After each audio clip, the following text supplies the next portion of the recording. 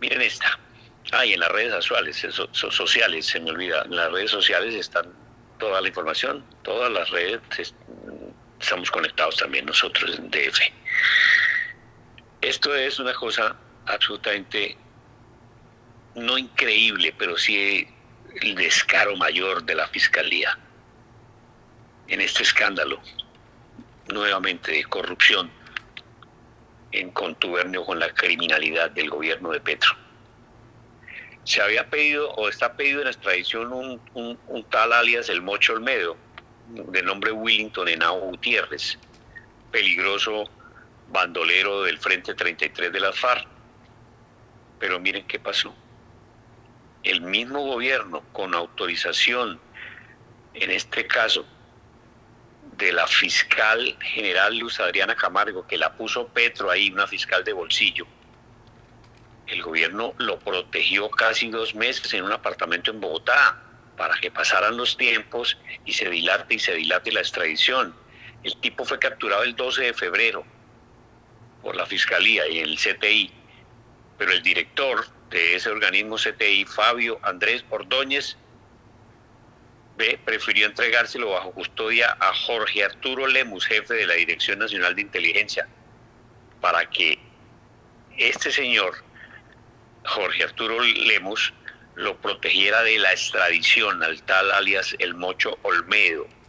Y la fiscal metida ahí en eso, con el aval de ella, con el permiso de ella, con el aplauso de ella, Luz Adriana Camargo, la fiscal de bolsillo de Petro.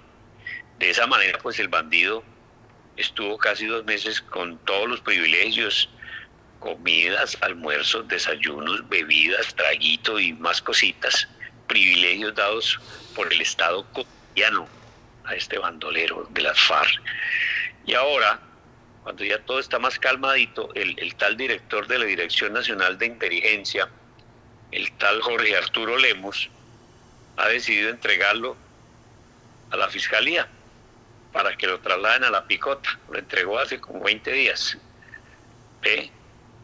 Es una acción criminal, realmente delincuencial del gobierno Petro, de la Fiscalía, de la señora Camargo, que le dice a cualquier ciudadano colombiano: yo cómo voy a creer en las instituciones, por Dios, cómo puedo creer yo en la Fiscalía, cómo puedo creer yo en el aparato de justicia, cuando la misma Fiscalía esconde un bandido con el compromiso de no sacarlo del país, de no mandarlo para Estados Unidos en extradición, ¿no?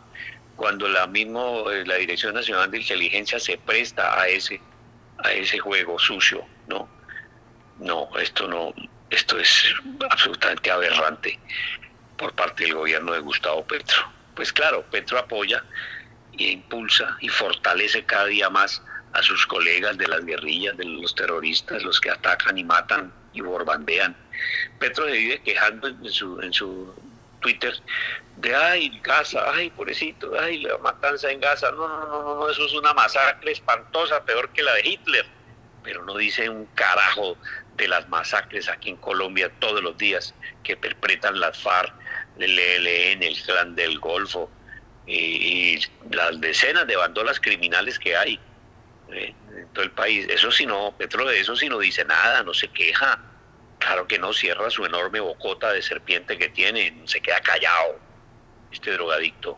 Pero con estas cosas, protegiendo delincuentes de las FARC, con el contubernio y con el apoyo de la fiscal general Luz Adriana Camargo, como es el caso que estamos contando de alias el Mocho Olmedo, el segundo al mando del Frente 33 de las FARC, ahí sí son diligentes para actuar el tal Petro y toda su bandola. Veamos la nota para que vean el tamaño de la podredumbre del gobierno Petro. Al mando del Frente 33 de las disidencias de las FARC, poco le dice a Colombia. Sin embargo, es protagonista de una historia insólita en materia de extradición que tiene al gobierno de Estados Unidos muy incómodo, a la Corte Suprema de Justicia molesta y a la Fiscalía dando explicaciones.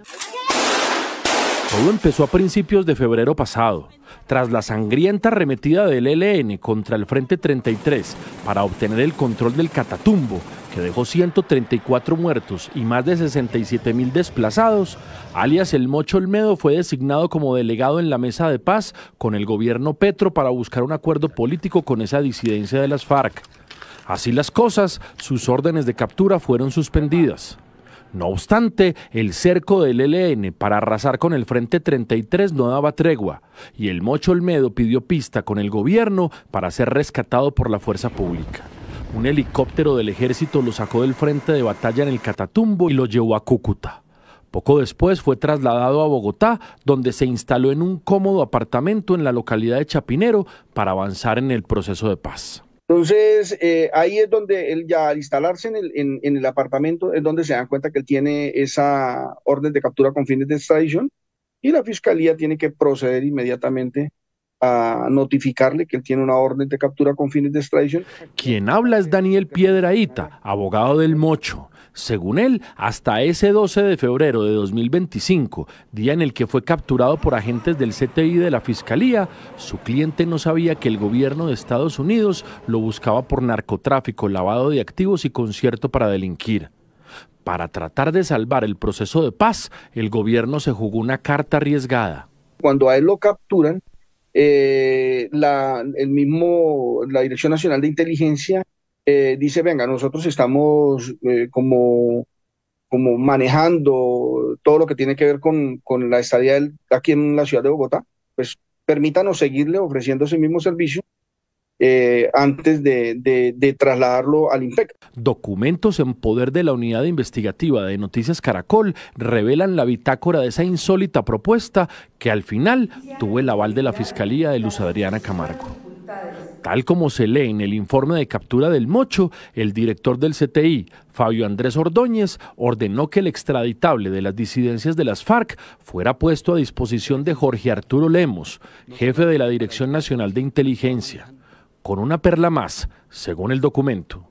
Es de anotar que el señor Jorge Arturo Lemus Montañez, quien recibe al capturado, informó que por motivos de seguridad no puede dar información a los funcionarios de Policía Judicial del CTI sobre el lugar de permanencia o reclusión del señor Willington Henao Gutiérrez.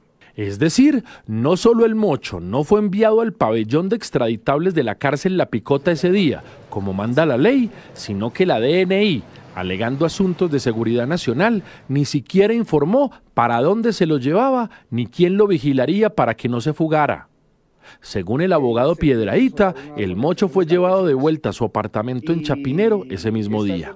Entonces, a él no lo llevan a ninguna otra parte diferente que a donde él estaba como residiendo, digámoslo así. Porque él no estaba. Sin embargo, en el apartamento en donde él está custodiado por dos personas de la Dirección Nacional de Inteligencia permanentemente, las 24 horas. Me parece que la Dirección de Inteligencia no tiene funciones de custodia ni de vigilancia de extraditables, ¿o sí? No, para nada. Eso es directamente Fiscalía General de la Nación e INPEC, ¿no? Tras esa respuesta, le insisto por qué la Dirección de Inteligencia terminó custodiando a un extraditable. Esa parte sí no la podría responder porque no tengo algún documento donde hayan generado, por ejemplo, algún acuerdo, ¿no?, entre la Dirección Nacional de Inteligencia y la Fiscalía y el INPEC, ¿no? ¿Usted considera que ese trato, digamos, entre comillas, benévolo que se le dio a él tras su detención, tiene que ver con, digamos, la propuesta del gobierno de que se avance en estos diálogos? Sí, señor, para que la desconfianza no se mine, no se fracture y no se rompa esta mesa de diálogo, yo logro como conciliar algo que no lo haga ver como tan afectado, o le doy un trato, digámoslo, especial. Ese trato especial, sin embargo, hoy es piedra de escándalo, y quien descubrió lo que ocurría fue la Sala Penal de la Corte Suprema de Justicia. En desarrollo del proceso de extradición, se percató que el Mocho no estaba tras las rejas en La Picota, sino bajo custodia de la Dirección de Inteligencia en un lugar indeterminado. Aún más, los correos del alto tribunal para notificar al procesado rebotaban. Pero la tapa ocurrió el 26 de marzo pasado, cuando un funcionario de la DNI llamó a la corte para decir que el Mocho no estaba capturado ni custodiado por esa entidad. Alarmada por semejante noticia, la Corte le envió una carta a la fiscal Luz Adriana Camargo en la que le exigió explicaciones y la requirió en los siguientes términos. En el término de la distancia, me permito solicitarle la información del lugar de reclusión, contacto o todo lo concerniente al señor Willington Henao Gutiérrez. 2 días después, el 28 de marzo, la fiscal Camargo le contestó a la Corte que se dispuso a dejar al Mocho bajo custodia del gobierno y la Dirección de Inteligencia porque el alto comisionado para la paz, Oti Patiño, así lo había pedido para salvar el proceso con el Frente 33 de las disidencias. El consejero comisionado para la paz solicitó que Henao Gutiérrez no fuera privado de la libertad en un centro de reclusión común, dado los riesgos inminentes que corría, así como la necesidad de dar continuidad a los diálogos de paz con el gobierno nacional, solicitando se le dejara bajo cuidados y custodia de la Dirección Nacional de Inteligencia, como en efecto sucedió.